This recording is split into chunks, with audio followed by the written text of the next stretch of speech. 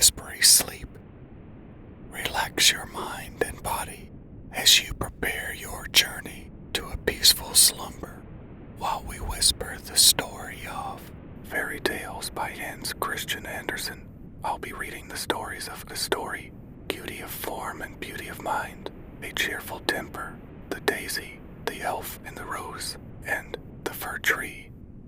The story of a story. In the garden all the apple trees were in blossom. They had hastened to bring forth flowers before they got green leaves, and in the yard all the ducklings walked up and down, and the cat too. It basked in the sun and licked the sunshine from its own paws.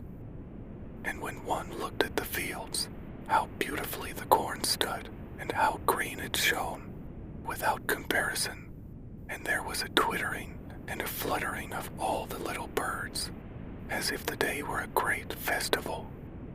And so it was, for it was Sunday, all the bells were ringing, and all the people went to church, looking cheerful, and dressed in their best clothes. There was a look of cheerfulness on everything. The day was so warm and beautiful that one might well have said, God's kindness to us men is beyond all limits. But inside the church the pastor stood in the pulpit and spoke very loudly and angrily. He said that all men were wicked, and God would punish them for their sins, and that the wicked, when they died, would be cast into hell, to burn forever and ever. He spoke very excitedly, saying that their evil propensities would not be destroyed, nor would the fire be extinguished, and they should never find rest. That was terrible to hear, and he said it in such a tone of conviction. He described hell to them as a miserable hole, where all the refuse of the world gathers.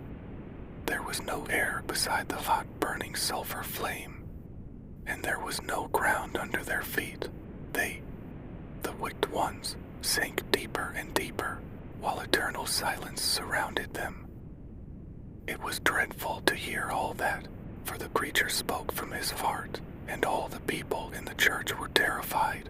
Meanwhile, the birds sang merrily outside, and the sun was shining so beautifully warm, it seemed as though every little flower said, God, thy kindness towards us all is without limits. Indeed, outside it was not at all like the pastor's sermon. The same evening, upon going to bed, the pastor noticed his wife sitting there quiet and pensive. What is the matter with you? He asked her.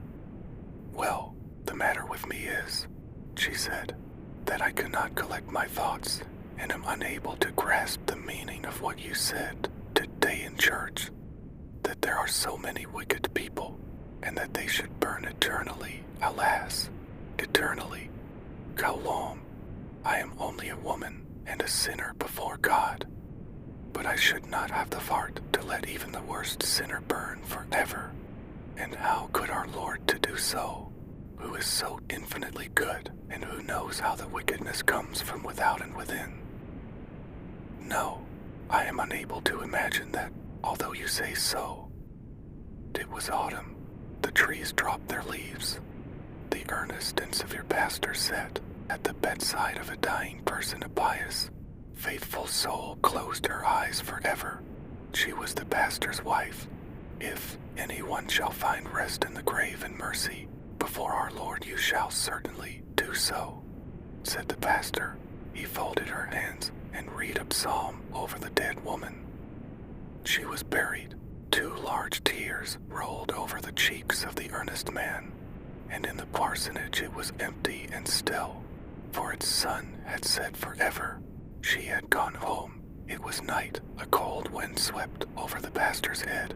He opened his eyes, and it seemed to him as if the moon was shining into his room. It was not so, however.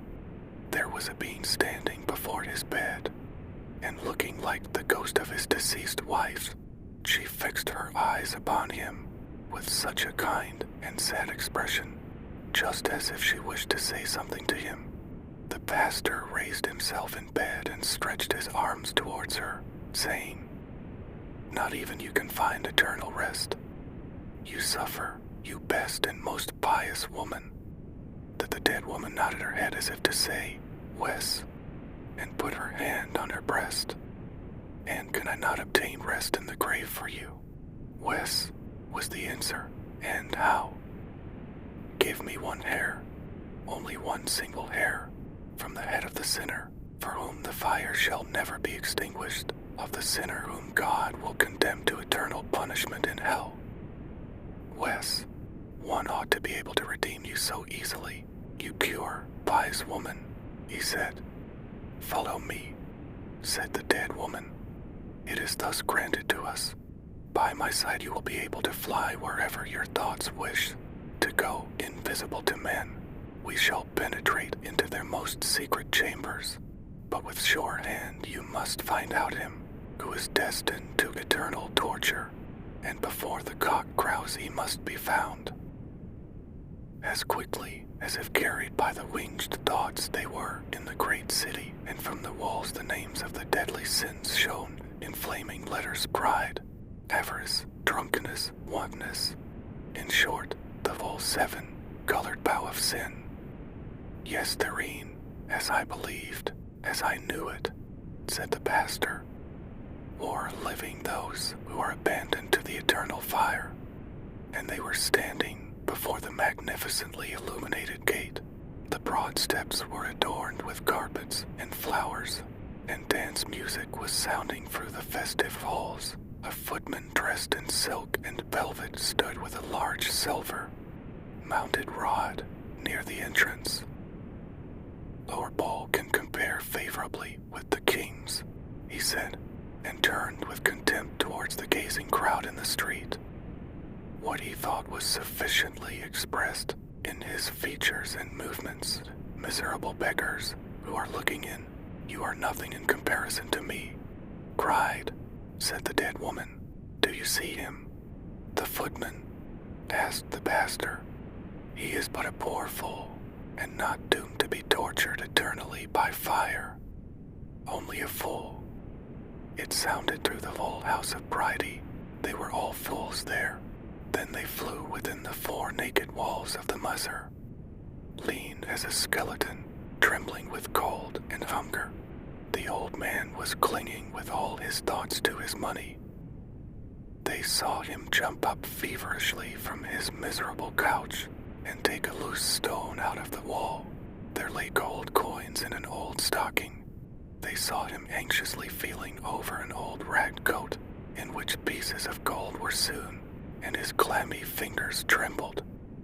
He is ill. That is madness, a joyless madness. Besieged by fear and dreadful dreams, they quickly went away and came before the beds of the criminals. These unfortunate people slept side by side, in long rows, like a ferocious animal. One of them rose out of his sleep and uttered a horrible cry, and gave his comrade a violent dig in the ribs with his pointed elbow, and this one turned round in his sleep. Be quiet, monster, sleep. This happens every night. Every night, repeated the other. Wes, every night he comes and tortures me. In my violence I have done this, and that I was born with an evil mind, which has brought me hither for the 2nd time.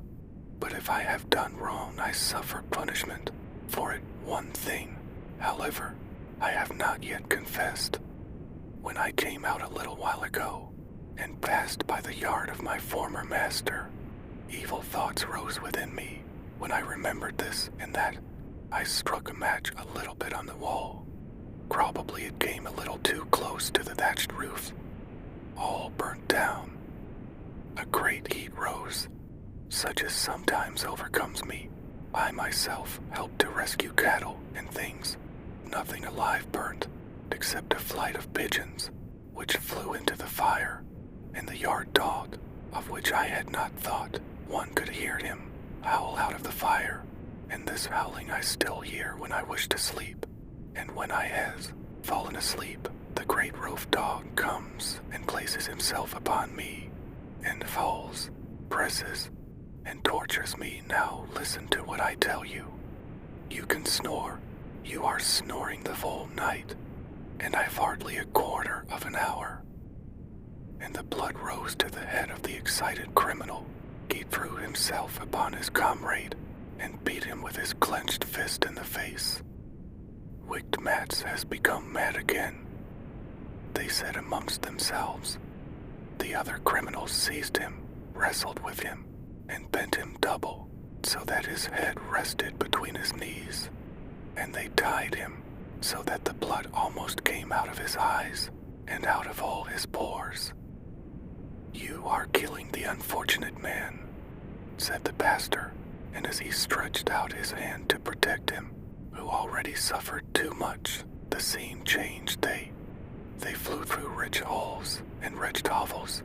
Wantonness and envy, all the deadly sins, passed before them. An angel of justice read their crimes and their defense. The latter was not a brilliant one, but it was read before God, who reads the heart, who knows everything, the wickedness that comes from within and from without, who is mercy and love personified. The pastor's hand trembled. He dared not stretch it out. He did not venture to pull a hair out of the sinner's head. And tears gushed from his eyes like a stream of mercy and love, the cooling waters of which extinguished the eternal fire of hell just in the gawk crowd.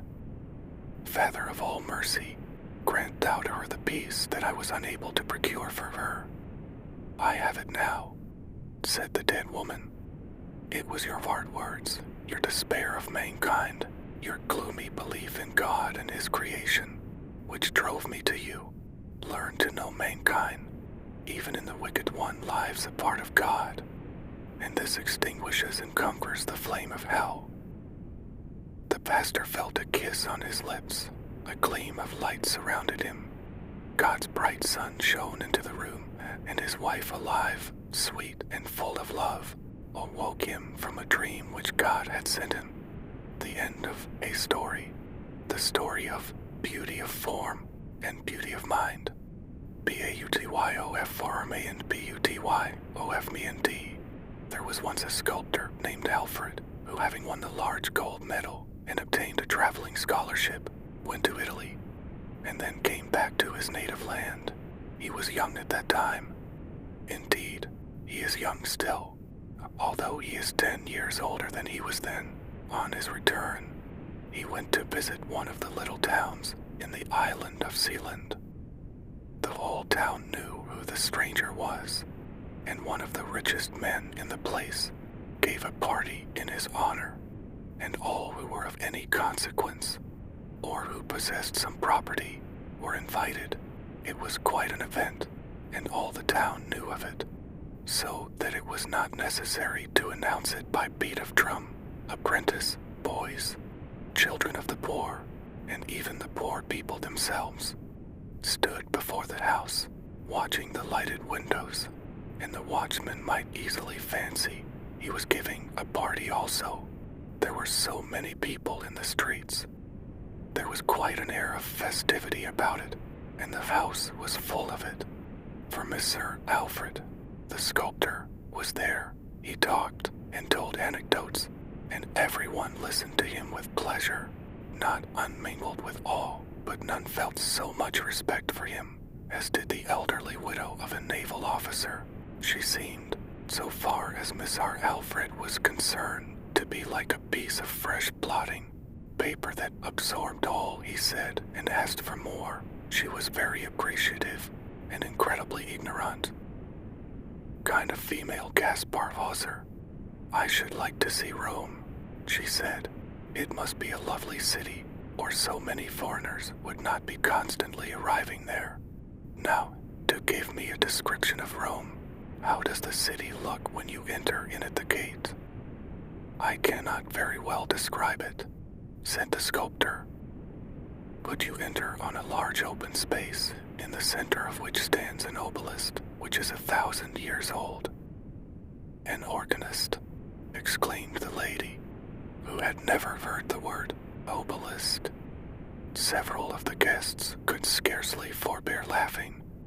and the sculptor would have had some difficulty in keeping his countenance, but the smile on his lips faded away, for he caught sight of a pair of dark, blue eyes close by the side of the inquisitive lady. They belonged to her daughter, and surely no one who had such a daughter could be silly. The mother was like a fountain of questions, and the daughter, who listened but never spoke, might have passed for the beautiful maid of the fountain. How charming she was! She was a study for the sculptor to contemplate, but not to converse with, for she did not speak, or, at least, very seldom. "Has the Pope a great family?"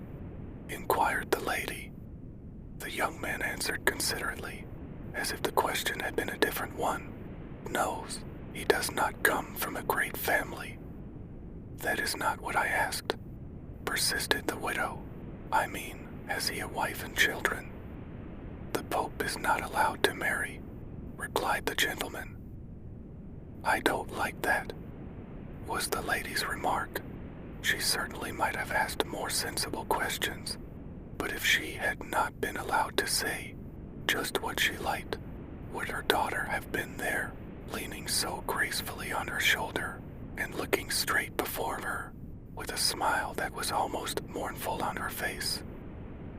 Mr. Alfred again spoke of Italy, and of the glorious colors in Italian scenery, the purple hills, the deep blue of the Mediterranean, the azure of southern skies, whose brightness and glory could only be surpassed in the north by the deep blue eyes of a maiden, and he said this with a peculiar intonation, but she who should have understood his meaning looked quite unconscious of it, which also was charming. "Beautiful Italy," sighed some of the guests. "Well, to travel there," exclaimed others. "Charming, charming," echoed from every voice. "I may perhaps win $100,000 in the lottery," said the naval officer's widow. "And if I do, we will travel. I and my daughter, and you, Mr. Alfred, must be our guide. We can all three travel together, with one or two more of our good friends." And she nodded in such a friendly way at the company that each imagined himself to be the favored person who was to accompany them to Italy. "Wes, we must go," she continued, "but not to those parts where there are robbers. We will keep to Rome. In the public roads one is always safe." The daughter sighed very gently, and how much there may be in a sigh, or attributed to it, the young man attributed a great deal of meaning to this sigh. Those deep blue eyes, which had been lit up this evening in honor of him, must conceal treasures of heart and mind, richer than all the glories of Rome, and so when he left the party that night, he had lost it completely to the young lady. The house of the naval officer's widow was the one most constantly visited by Messer Alfred, the sculptor. It was soon understood that his visits were not intended for that lady. Though they were the persons who kept up the conversation, he came for the sake of the daughter. They called her Kyla. Her name was really Karen Molina, and these two names had been contracted into the one name Kyla. She was really beautiful, but some said she was rather dull, and slept late of a morning. She has been accustomed to that. Her mother said she is a beauty, and they are always easily tired. She does sleep rather late, but that makes her eyes so clear. What power seemed to lie in the depths of those dark eyes? The young man felt the truth of the proverb, "Still waters run deeper," and his heart had sunk into their depths. He often talked of his adventures, and the mamma was as simple and eager in her questions as on the first evening they met. It was a pleasure to hear Alfred describe anything. He showed them colored plates of Naples and spoke of excursions to Mount Vesuvius and the eruptions of fire from it. The naval officer's widow had never heard of them before. "Good heavens," she exclaimed, So that is a burning mountain, but is it not very dangerous to the people who live near it?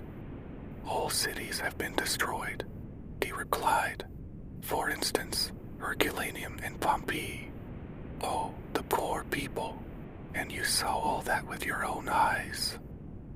No, I did not see any of the eruptions which are represented in those pictures, but I will show you a sketch of my own, which represents an eruption I once saw. He placed a pencil sketch on the table, and Mama, who had been overpowered with the appearance of the colored plates, threw a glance at the pale drawing and cried in astonishment, "What? Did you see it throw up white fire?" For a moment, Alfred's respect for Kyla's Mama underwent a sudden shock and lessened considerably, but dazzled by the light which surrounded Kayla, he soon found it quite natural that the old lady should have no eye for color. After all, it was of very little consequence, for Kayla's Mama had the best of all possessions, namely, Kayla herself. Alfred and Kayla were betrothed, which was a very natural result, and the betrothal was announced in the newspaper of the little town. Mama purchased 30 copies of the paper, that she might cut out the paragraph and send it to friends and acquaintances. The betrothed pair were very happy, and the mother was happy too. She said it seemed like connecting herself with Thorwaldsen. "You are a true successor of Thorwaldsen," she said to Alfred, and it seemed to him as if, in this instance, Mama had said a clever thing. Kayla was silent, but her eyes shone, her lips smiled, every movement was graceful. In fact, she was beautiful. That cannot be repeated too often. Alfred decided to take a bust of Kayla, as well as of her mother. They sat to him accordingly, and saw how he molded and formed the soft clay with his fingers. "I suppose it is only on our account that you perform this commonplace work yourself, instead of leaving it to your servant to do all that sticking together." "It is really necessary that I should move the clay myself," he replied.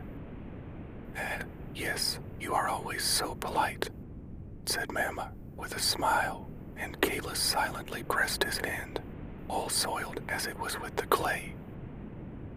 Then he unfolded to them both the beauties of nature in all her works. He pointed out to them how, in the scale of creation, inanimate matter was inferior to animate nature, the plant above the mineral, the animal above the plant, and man above them all.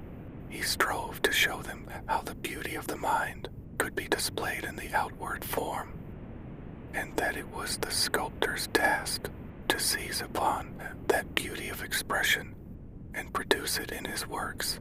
Kayla stood silent, but nodded in approbation of what he said, while Mama-in-law made the following confession.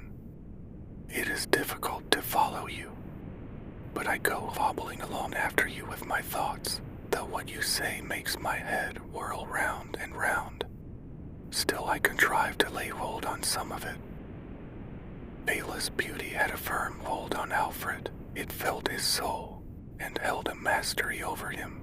Beauty beamed from Kayla's every feature, glittered in her eyes, lurked in the corners of her mouth, and pervaded every movement of her agile fingers. Alfred, the sculptor, saw this. He spoke only to her, thought only of her, and the two became one. And so it may be said she spoke much, for he was always talking to her. And he and she were one, such was the betrothal. And then came the wedding, with brides, maids, and wedding presents, all to lie mentioned in the wedding speech. Mama-in-law had set up Thorwaldsen's bust at the end of the table, attired in a dressing gown. It was her fancy that he should be a guest.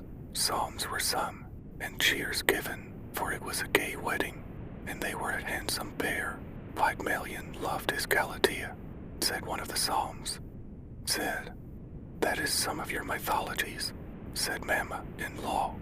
Next day the youthful pair started for Copenhagen, where they were to live. Mama In-law accompanied them to attend to the coursework, as she always called the domestic arrangements. Kayla looked like a doll in a doll's house, for everything was bright and new, and so fine. There they sat, all free, and as for Alfred, a proverb may describe his position. He looked like a swan amongst the geese. The magic of form had enchanted him. He had looked at the casket without caring to inquire what it contained, and that omission often brings the greatest unhappiness into married life. The casket may be injured, a gilding may fall off, and then the purchaser regrets his bargain. In a large party, it is very disagreeable to find a button giving way, with no studs at hand to fall back upon, but it is worse still in a large company to be conscious that your wife and mother-in-law are talking nonsense, and that you cannot depend upon yourself to produce a little ready wit to carry off the stupidity of the whole affair. The young married pair often sat together hand in hand. He would talk, but she could only now and then let fall a word in the same melodious voice, the same bell-like tones. It was a mental relief when Sophie, one of her friends, came to pay them a visit. Sophie was not pretty.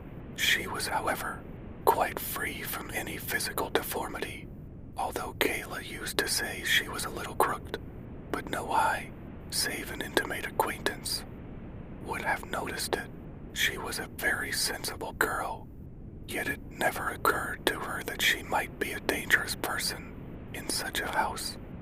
Her appearance created a new atmosphere in the doll's house, and air was really required. They all owned that.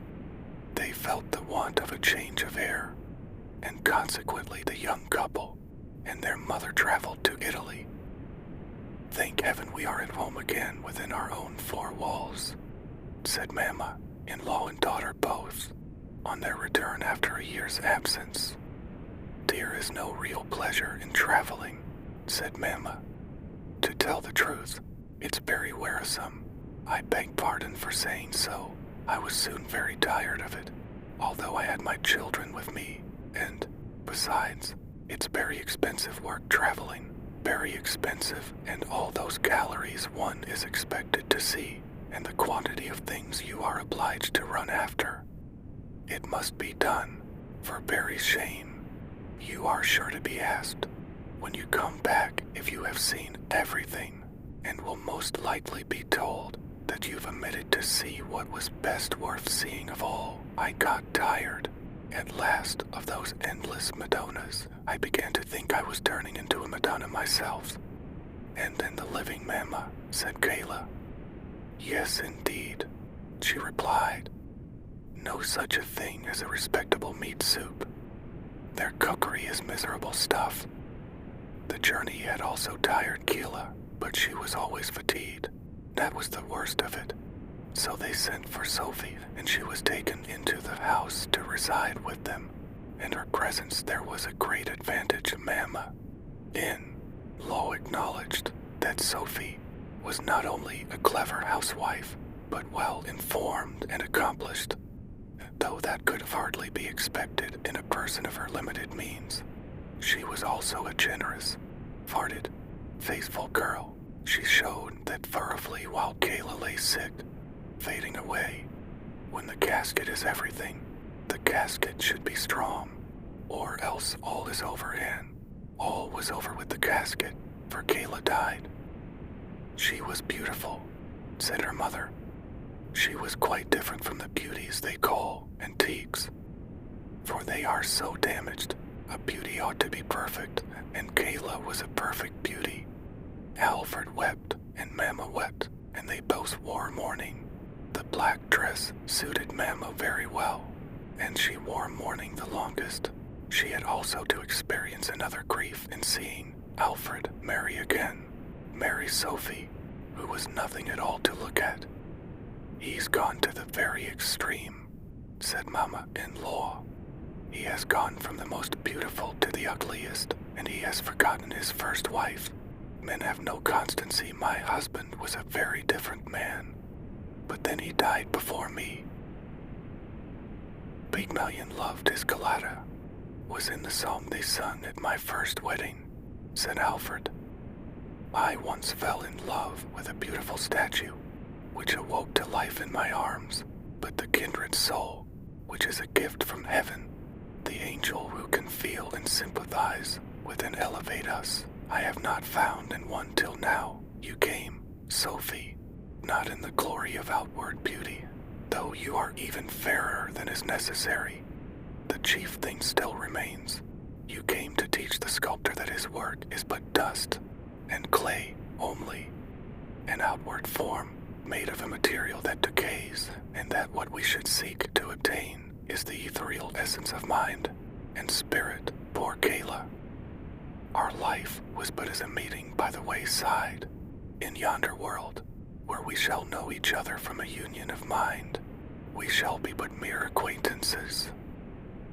That was not a loving speech, said Sophie, nor spoken like a Christian in a future state, where there is neither marrying nor giving in marriage, that where, as you say, souls are attracted to each other by sympathy, there everything beautiful develops itself and is raised to a higher state of existence. Her soul will acquire such completeness that it may harmonize with yours, even more than mine, and you will then once more utter your first rapturous exclamation of your love. Beautiful, most beautiful. The end of beauty of form and beauty of mind. The story of a cheerful temper. From my father I received the best inheritance, namely a good temper. And who was my father? That has nothing to do with the good temper, but I will say he was lively, good-looking, round, and fat. He was both in appearance and character a complete contradiction to his profession. And pray what was his profession, and his standing in respectable society? Well, perhaps, if in the beginning of a book these were written and printed, many, when they read it, would lay the book down and say, "It seems to me a very miserable title. I don't like things of this sort." And yet my father was not a skin dresser nor an executioner. On the contrary, his employment placed him at the head of the grandest people of the town, and it was his place by right. He had to precede the bishop, and even the princes of the blood. He always went first. He was a year's driver. There, now, the truth is out, and I will own that when people saw my father perched up in front of the omnibus of death, dressed in his long, wide black cloak, and his black-edged, three-cornered hat on his head, and then glanced at his round, jocund face, round as the sun, they could not think much of sorrow or the grave. That face said, "It is nothing. It will all end better than people think." So I have inherited from him not only my good temper, but a habit of going often to the churchyard, which is good when done in a proper humor, and then also I take in the Intelligencer, just as he used to do. I am not very young. I have neither wife nor children, nor a library, but as I said, I read the Intelligencer, which is enough for me. It is to me a delightful paper, and so it was to my father. It is of great use, for it contains all that a man requires to know, the names of the preachers at the church, and the new books which are published, where houses, servants, clothes, and provisions may be obtained, and then what a number of subscriptions to charities, and what innocent purses. Persons seeking interviews and engagements, all so plainly and naturally stated. Certainly, a man who takes in the Intelligencer may live merrily and be buried contentedly, and by the end of his life will have such a capital stock of paper that he can lie on a soft bed of it, unless he prefers wood shavings for his resting place. The newspaper and the churchyard were always exciting objects to me. My walks to the latter were like bathing, places to my good humor. Everyone can read the newspaper for himself, but come with me to the churchyard while the sun shines and the trees are green, and let us wander among the graves. Each of them is like a closed book, with the back uppermost, on which we can read the title of what the book contains, but nothing more. I had a great deal of information from my father, and I have noticed a great deal myself. I keep it in my diary, in which I write for my own use and pleasure a history of all who lie here, and a few more beside. Now we are in the churchyard here, behind the white iron railings. Once a rose tree grew. It is gone now, but a little bit of evergreen from a neighboring grave stretches out its green tendrils and makes some appearance. There rests a very unhappy man, and yet while he lived he might be said to occupy a very good position. He had enough to live upon and something to spare, but owing to his refined tastes, the least thing in the world annoyed him. If he went to a theater of an evening, instead of enjoying himself, he would be quite annoyed if the machinist had put too strong a light into one side of the moon, or if the representations of the sky hung over the scenes when they ought to have hung behind them, or if a palm tree was introduced into a scene representing the zoological gardens of Berlin, or a cactus in a view of Tyrol, or a beech tree in the north of Norway, as if these things were of any consequence. Why did he not leave them alone? Who would trouble themselves about such trifles, especially at a comedy, where everyone is expected to be amused? Then sometimes the public applauded too much, or too little, to please him. "Tea are like wet wood," he would say, looking round to see what sort of people were present. "This evening, nothing fires them." Then he would vex and fret himself because they did not laugh at the right time, or because they laughed in the wrong places, and so he fretted and worried himself till, at last, the unhappy man fretted himself into the grave. Here rests a happy man, that is to say, a man of high birth and position, which was very lucky for him. Otherwise he would have been scarcely worth notice. It is beautiful to observe how wisely nature orders these things. He walked about in a coat embroidered all over, and in the drawing rooms of society looked just like one of those rich pearl embroidered bell pulls, which are only made for show, and behind them always hangs a good thick cord for use. This man also had a stout, useful substitute behind him, who did duty for him and performed all his dirty work.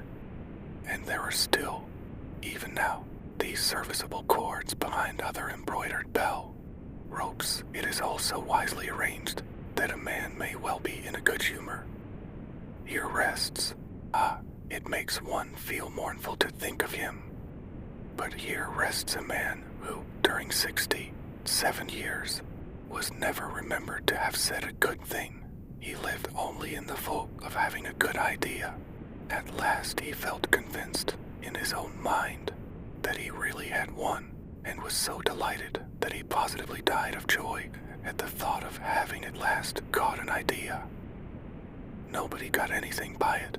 Indeed, no one even heard what the good thing was now. I can imagine that this same idea may prevent him from resting quietly in his grave.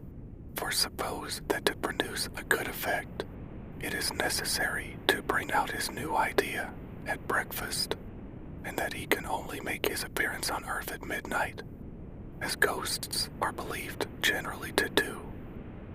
Why then this good idea would not suit the hour, and the man would have to carry it down again with him into the grave. That must be a troubled grave.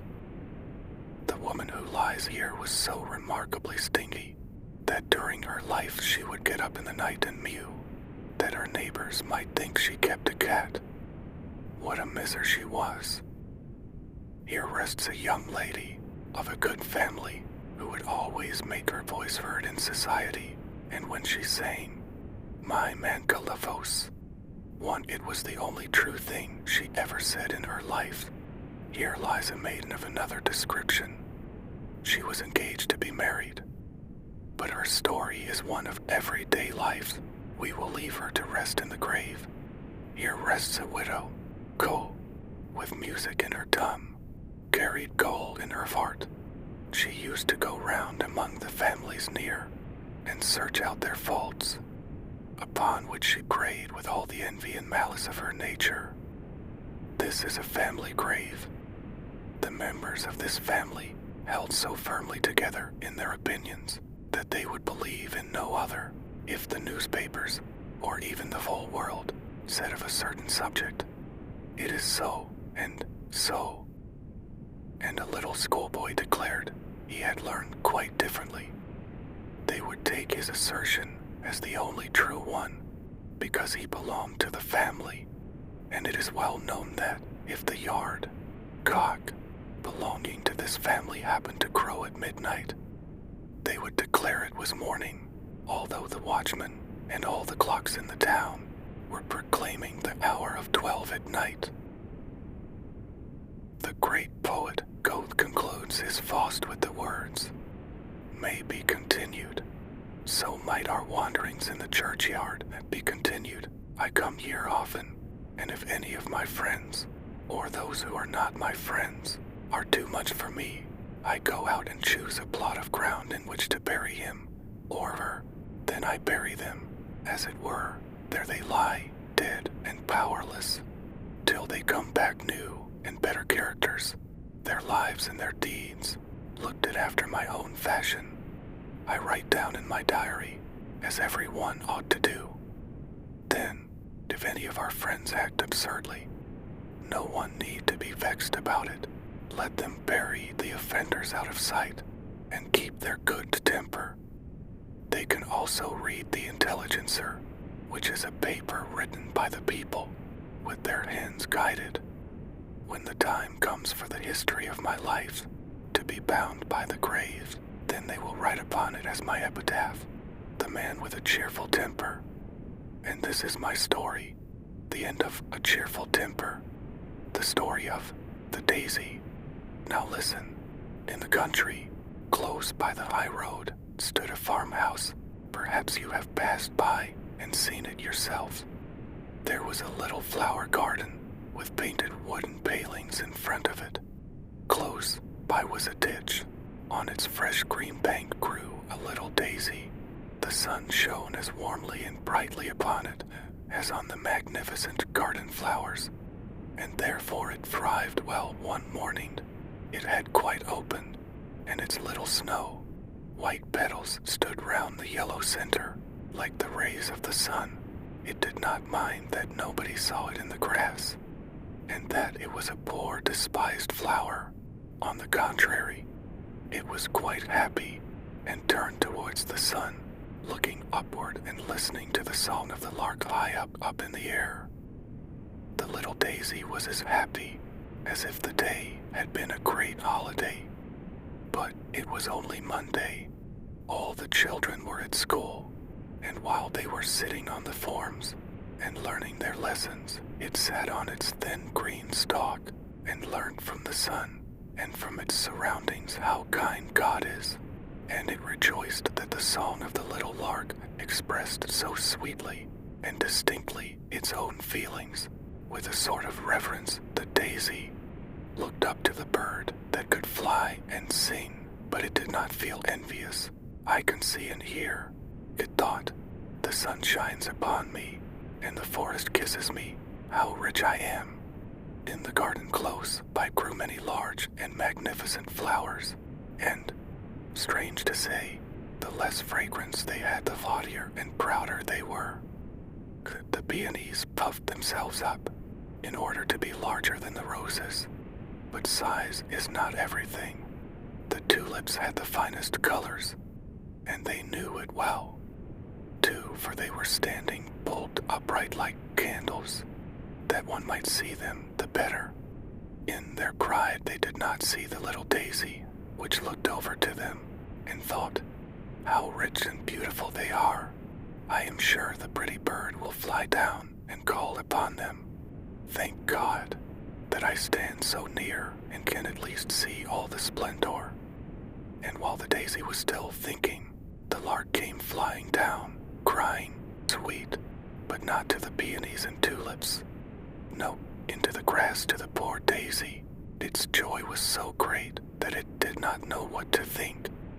The little bird hopped round it and sang, "How beautifully soft the grass is, and what a lovely little flower with its golden heart and silver dress is growing here." The yellow center in the daisy did indeed look like gold, while the little petals shone as brightly as silver. How happy the daisy was, no one has the least idea. The bird kissed it with its beak, sang to it, and then rose again up to the blue sky.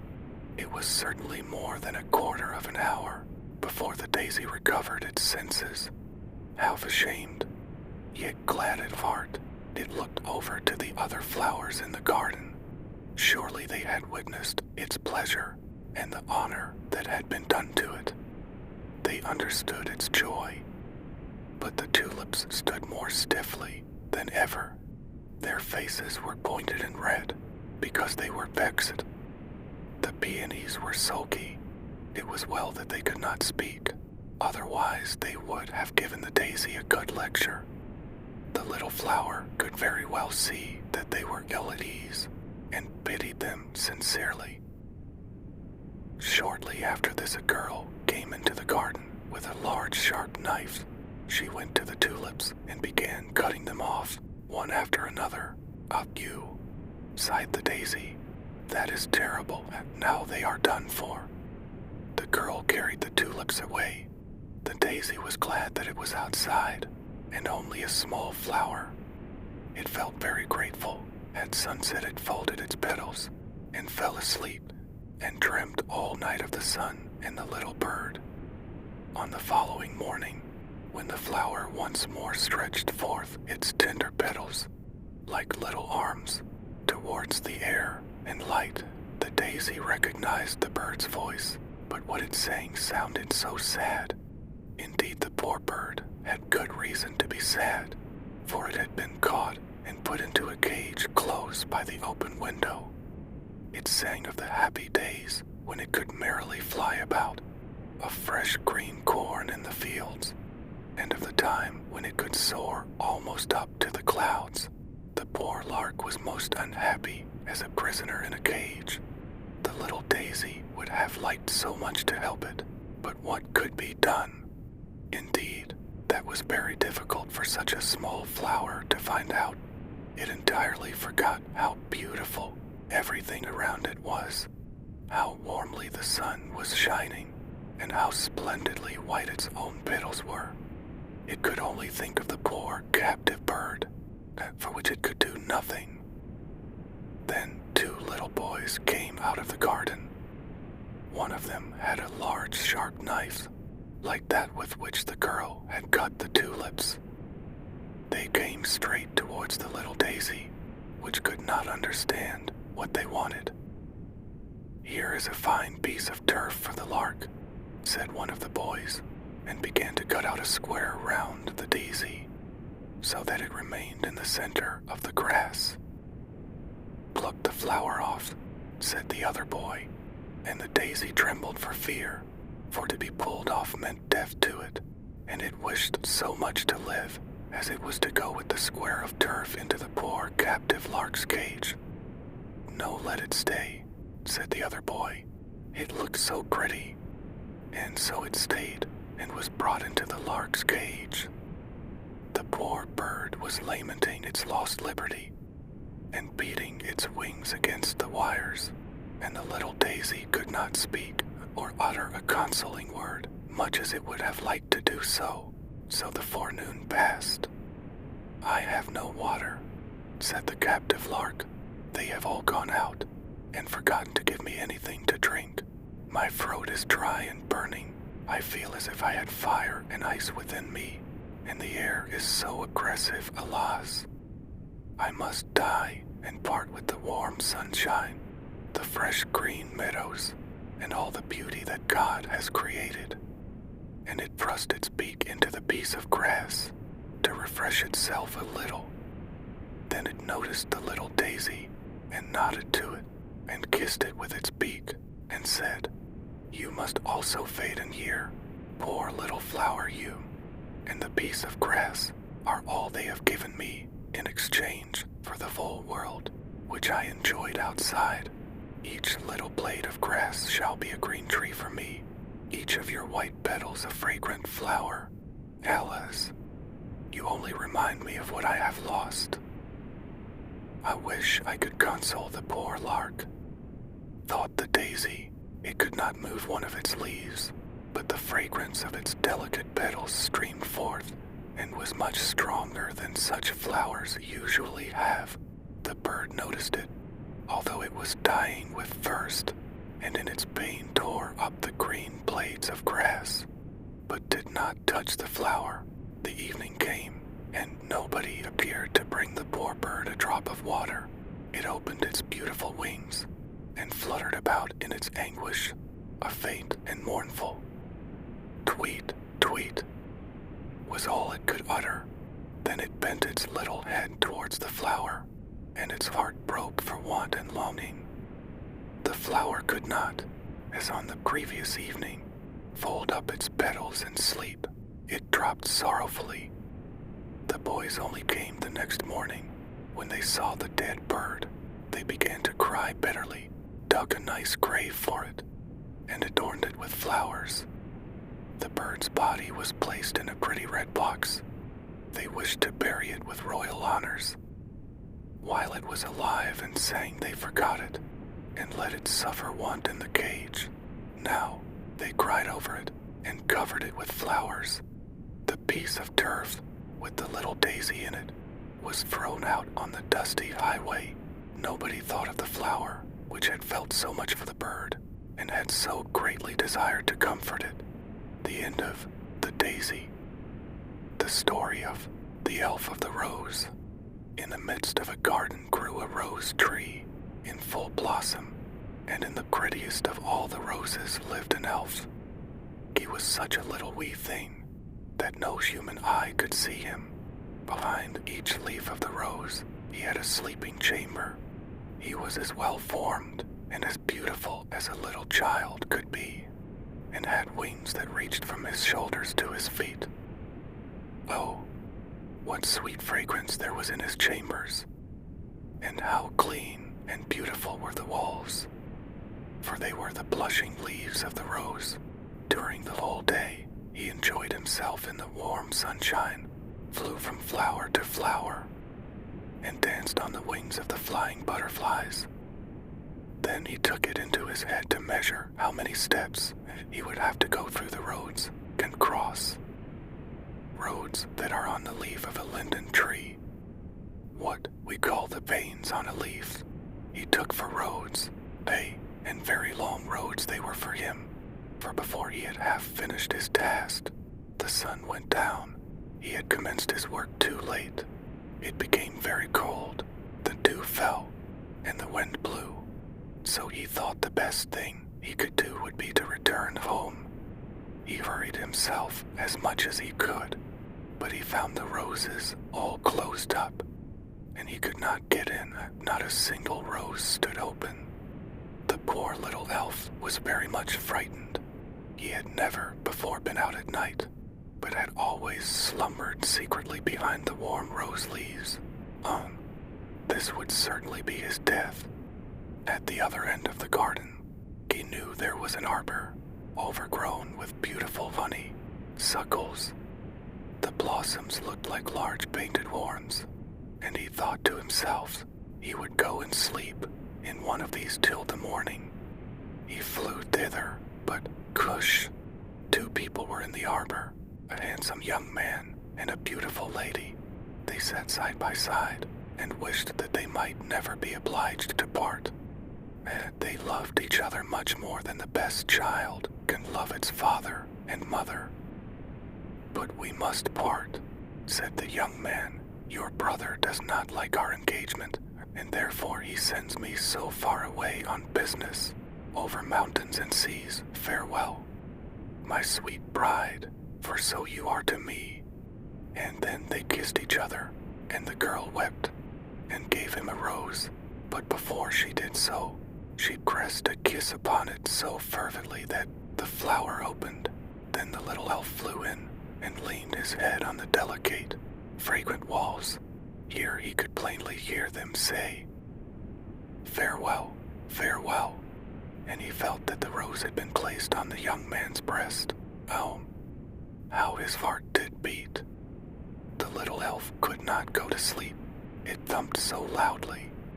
The young man took it out as he walked through the dark wood alone, and kissed the flower so often, and so violently, that the little elf was almost crushed. He could feel through the leaves how hot the lips of the young man were, and the rose had opened, as if from the heat of the noonday sun. There came another man, who looked gloomy and wicked. He was the wicked brother of the beautiful maiden.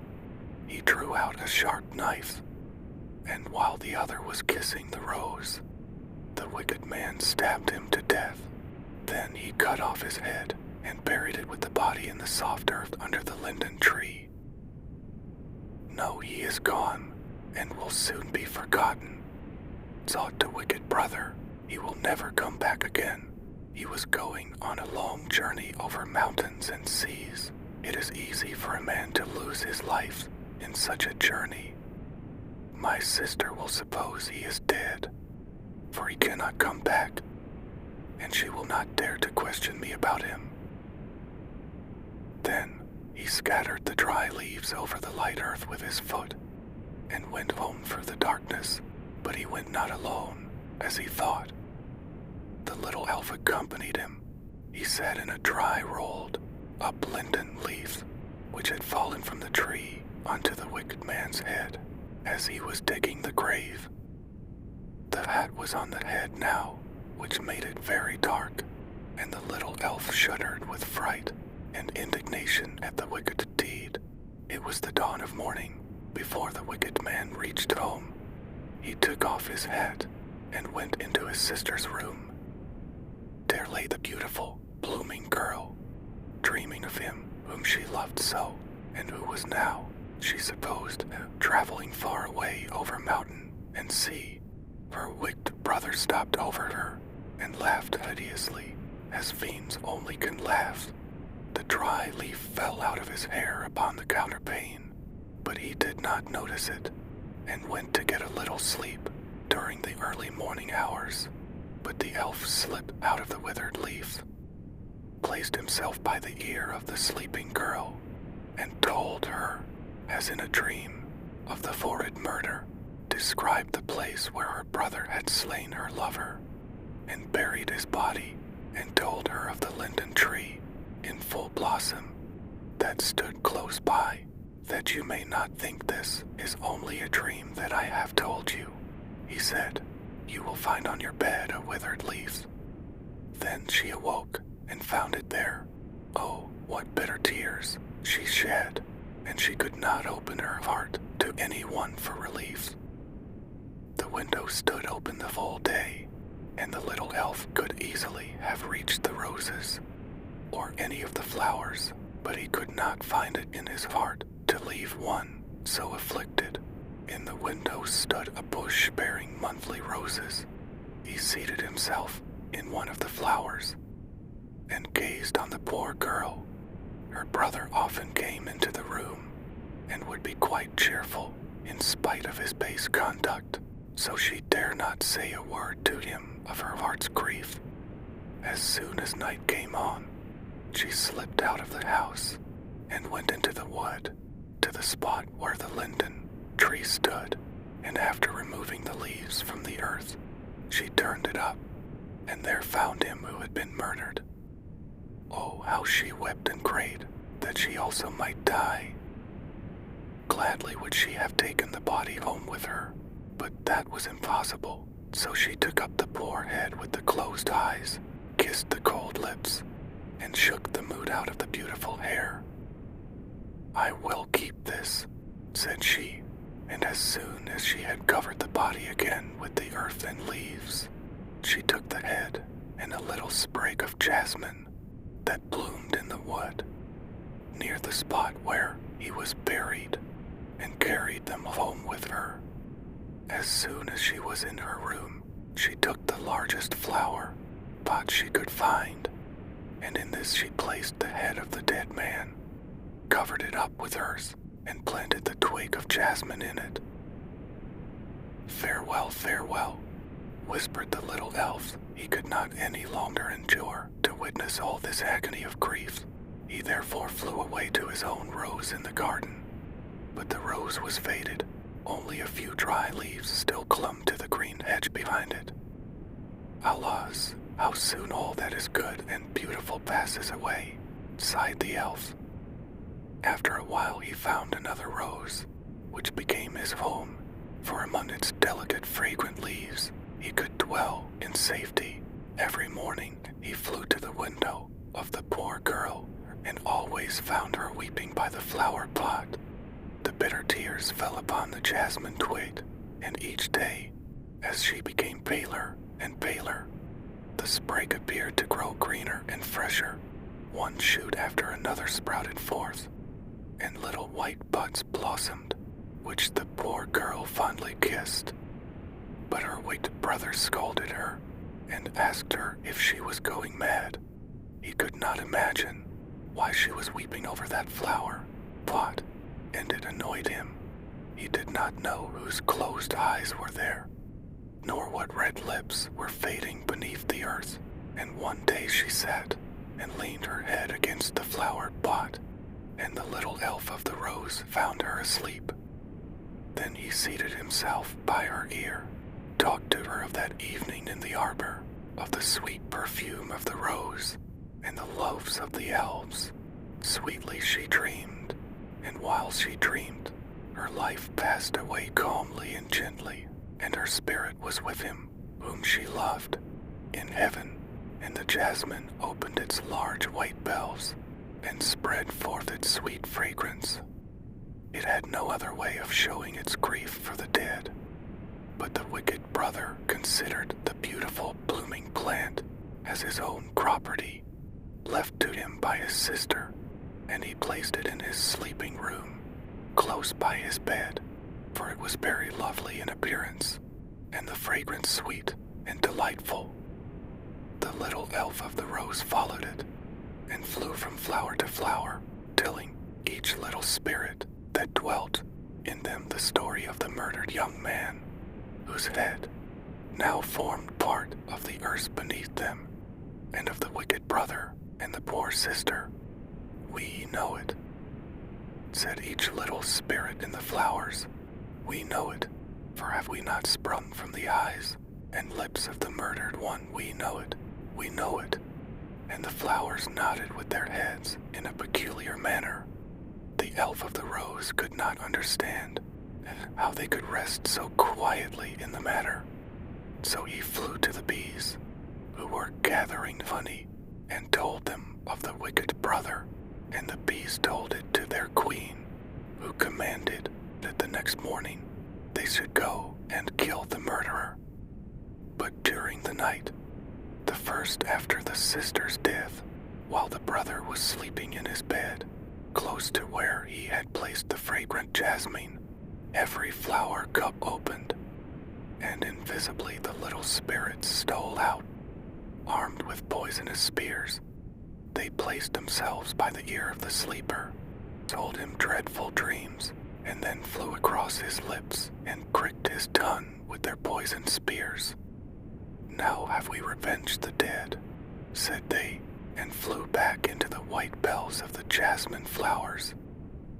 When the morning came, and as soon as the window was opened, the rose elf, with the queen bee and the whole swarm of bees, rushed in to kill him. But he was already dead. People were standing round the bed, and saying that the scent of the jasmine had killed him. Then the elf of the rose understood the revenge of the flowers, and explained it to the queen bee, and see, with the full swarm, buzzed about the flower, but the bees could not be driven away. Then a man took it up to remove it, and one of the bees stung him in the hand, so that he let the flower pot fall, and it was broken to pieces. Then everyone saw the whitened skull, and they knew the dead man in the bed was a murderer.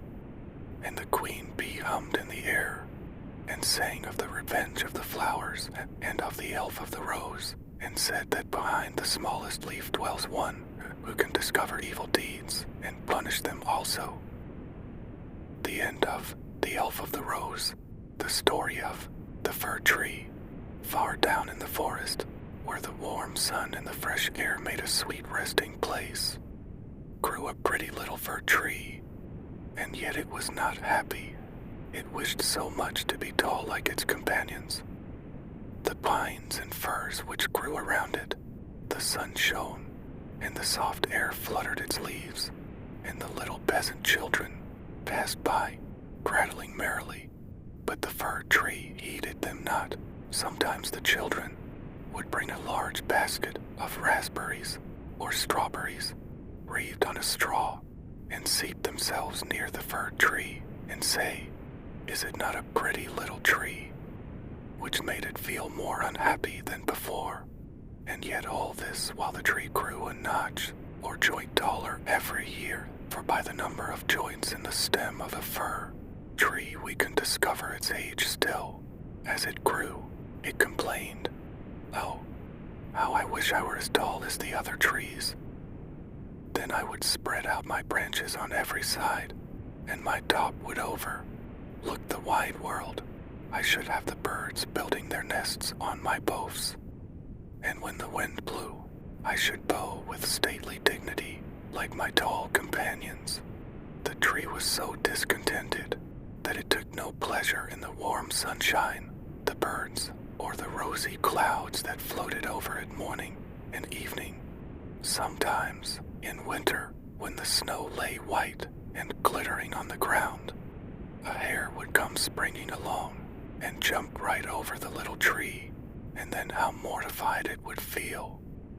2 winters passed, and when the fir arrived, the tree had grown so tall that the hare was obliged to run round it, yet it remained unsatisfied and would exclaim, "Oh, if I could but keep on growing tall and old, there is nothing else worth caring for in the world."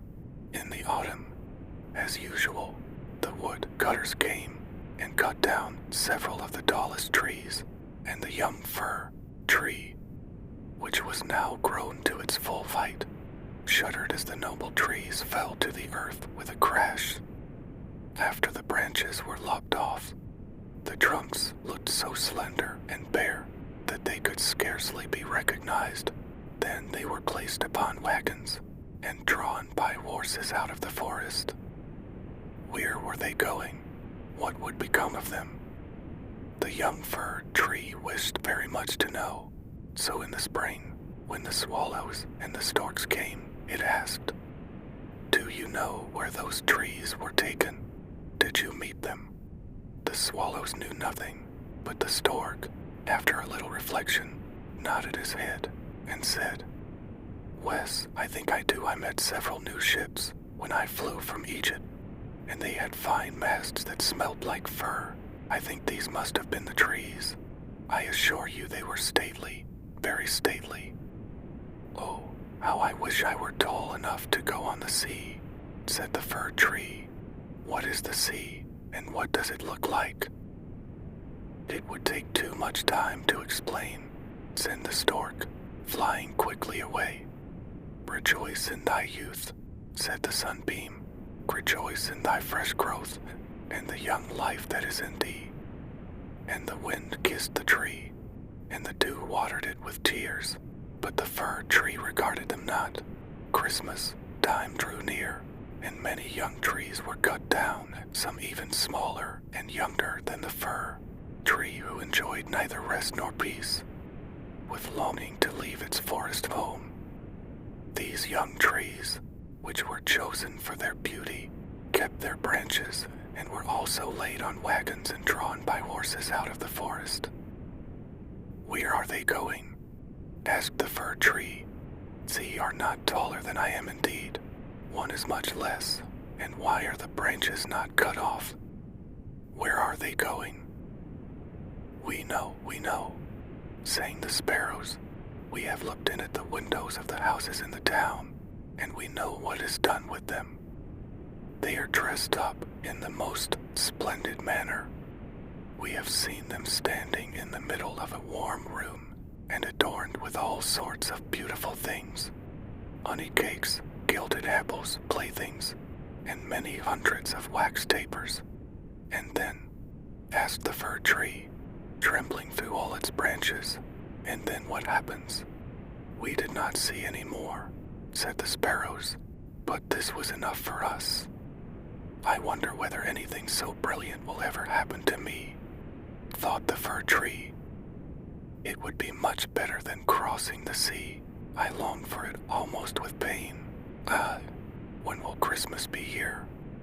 I am now as tall and well grown as those which were taken away last year. Oh, that I were now laid on the wagon, or standing in the warm room, with all that brightness and splendor around me. Something better and more beautiful is to come after, or the trees would not be so decked out. Yes, what follows will be grander and more splendid. What can it be? I am weary with longing, I scarcely know how I feel." "Rejoice with us," said the air and the sunlight. "Enjoy thine own bright life in the fresh air." But the tree would not rejoice. Though it grew taller every day, and winter and summer, its dark, green foliage might be seen in the forest, while passers-by would say, "What a beautiful tree." A short time before Christmas, the discontented fir tree was the first to fall as the axe cut through the stem and divided the pith. The tree fell with a groan to the earth, conscious of pain and faintness, and forgetting all its anticipations of happiness in sorrow at leaving its home in the forest. It knew that it should never again see its dear old companions, the trees, nor the little bushes and many colored flowers that had grown by its side, perhaps not even the birds. Neither was the journey at all pleasant. The tree first recovered itself while being unpacked in the courtyard of a house with several other trees, and it heard a man say, "We only want one, and this is the prettiest." Then came 2 servants in grand livery and carried the fir tree into a large and beautiful apartment. On the walls hung pictures, and near the great stove stood great china vases with lions on the lids. There were rocking chairs, silken sofas, large tables, covered with pictures, books, and playthings worth a great deal of money. At least the children said so. Then the fir tree was placed in a large tub full of sand, but green baize hung all around it, so that no one could see it was a tub, and it stood on a very handsome carpet. How the fir tree trembled! What was going to happen to him now? Some young ladies came, and the servants helped them to adorn the tree. On one branch they hung little bags cut out of colored paper, and each bag was filled with sweetmeats. From other branches hung gilded apples and walnuts, as if they had grown there, and above and all round were hundreds of red, blue, and white tapers, which were fastened on the branches. Dolls, exactly like real babies, were placed under the green leaves. The tree had never seen such things before, and at the very top was fastened a glittering star made of tinsel. Oh, it was very beautiful. This evening, they all exclaimed, "How bright it will be." Oh, that the evening were come, thought the tree, and the tapers lighted. Then I shall know what else is going to happen. Will the trees of the forest come to see me? I wonder if the sparrows will peep in at the windows as they fly. Shall I grow faster here and keep on all these ornaments summer and winter? But guessing was of very little use. It made his bark achy, and this pain is as bad for a slender fir tree as headache is for us. At last the tapers were lighted, and then what a glistening blaze of light the tree presented.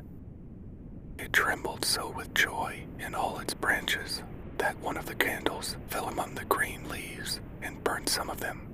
"Help! Help!" exclaimed the young ladies, but there was no danger, for they quickly extinguished the fire. After this, the tree tried not to tremble at all. Though the fire frightened him, he was so anxious not to hurt any of the beautiful ornaments, even while their brilliancy dazzled him.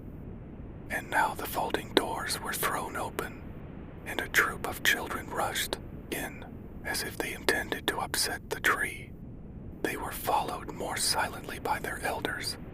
For a moment the little ones stood silent with astonishment, and then they shouted for joy, till the room rang, and they danced merrily round the tree, while one present after another was taken from it. What are they doing? What will happen next? Thought the fir. At last the candles burned down to the branches and were put out. Then the children received permission to plunder the tree. How they rushed upon it, till the branches cracked, and had it not been fastened with the glistening star to the ceiling, it must have been thrown down. The children then danced about with their pretty toys, and no one noticed the tree except the children's maid, who came and peeped among the branches to see if an apple or a fig had been forgotten. "A story, a story," cried the children, pulling a little fat man towards the tree. "No, we shall be in the green shade," said the man as he seated himself under it. "Can the tree will have the pleasure of hearing also, but I shall only relate one story. What shall it be? Ivy Avid, or Humpty Dumpty, who fell downstairs, but soon got up again, and at last married a princess." "Avid, Avid," cried some. "Humpty Dumpty," cried others, and there was a fine shouting and crying out. But the fir tree remained quite still, and thought to himself, "Shall I have anything to do with all this?" But he had already amused them as much as they wished. Then the old man told them the story of Humpty Dumpty, how he fell downstairs and was raised up again, and married a princess, and the children clapped their hands and cried, "Tell another, tell another," for they wanted to hear the story of Ivabede, but they only had Humpty Dumpty. After this the fir tree became quite silent and thoughtful. Never had the birds in the forest told such tales as Humpty Dumpty, who fell downstairs and yet married a princess. "Gullah, yes, so it happens in the world," thought the fir tree. He believed it all because it was related by such a nice man. "Well," he thought, "who knows? Perhaps I may fall down too and marry a princess." And he looked forward joyfully to the next evening, expecting to be again decked out with lights and playthings, gold and fruit. "Tomorrow I will not tremble," thought he. "I will enjoy all my splendor, and I shall hear the story of Humpty Dumpty again, and perhaps Avid. And the tree remained quiet and thoughtful all night. In the morning the servants and the housemaid came in. "No," thought the fir, "all my splendor is going to begin again."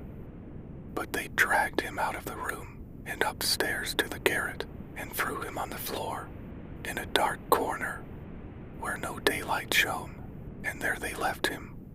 "What does this mean?" thought the tree. "What am I to do here? I can hear nothing in a place like this." And he had time enough to think, for days and nights passed, and no one came near him. And when at last somebody did come, it was only to put away large boxes in a corner, so the tree was completely hidden from sight, as if it had never existed. "It is winter now," thought the tree. "The ground is hard and covered with snow, so that people cannot plant me. I shall be sheltered here. I dare say until spring comes. How thoughtful and kind everybody is to me.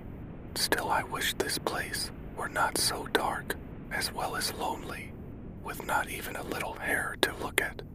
How pleasant it was out in the forest, while the snow lay on the ground, when the hare would run by, yes, and jump over me too, although I did not like it then. Oh, it is terrible lonely here. Squeak, squeak, said a little mouse, creeping cautiously towards the tree. Then came another, and they both sniffed at the fir tree and crept between the branches. Oh, it is very cold, said the little mouse, or else we should be so comfortable here, shouldn't we, you old fir tree? I am not old, said the fir tree. There are many who are older than I am. Where do you come from, and what do you know? Asked the mice, who were full of curiosity. Have you seen the most beautiful places in the world, and can you tell us all about them? And have you been in the storeroom, where cheeses lie on the shelf and hams hang from the ceiling? One can run about on tallow candles there, and go in thin and come out fat. I know nothing of that place, said the fir tree, but I know the wood where the sun shines and the birds sing. And then the tree told the little mice all about its youth. They had never heard such an account in their lives, and after they had listened to it attentively, they said, "What a number of things you have seen. You must have been very happy." "Uppy," exclaimed the fir tree, and then as he reflected upon what he had been telling them, he said, "Guess, after all, those were happy days." But when he went on and related all about Christmas Eve and how he had been dressed up with cakes and lights, the mice said, "How happy you must have been, you old fir tree." "I am not old at all," replied the tree. "I only came from the forest this winter. I am now checked in my growth." "Oh, what splendid stories you can relate," said the little mice, and the next night 4 other mice came with them to hear what the tree had to tell. The more he talked, the more he remembered, and then he thought to himself, "Those were happy days, but they may come again. Humpty Dumpty fell downstairs, and yet he married the princess. Perhaps I may marry a princess too." And the fir tree thought of the pretty little birch tree that grew in the forest, which was to him a real beautiful princess.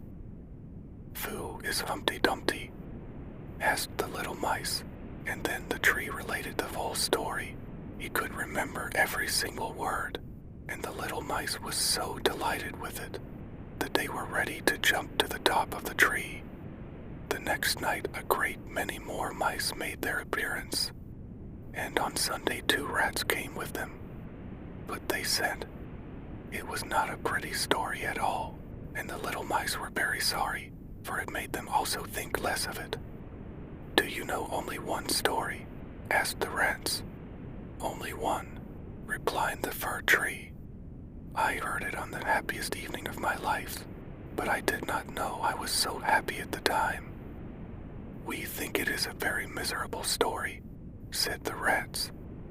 "Don't you know any story about bacon or tallow in the storeroom?"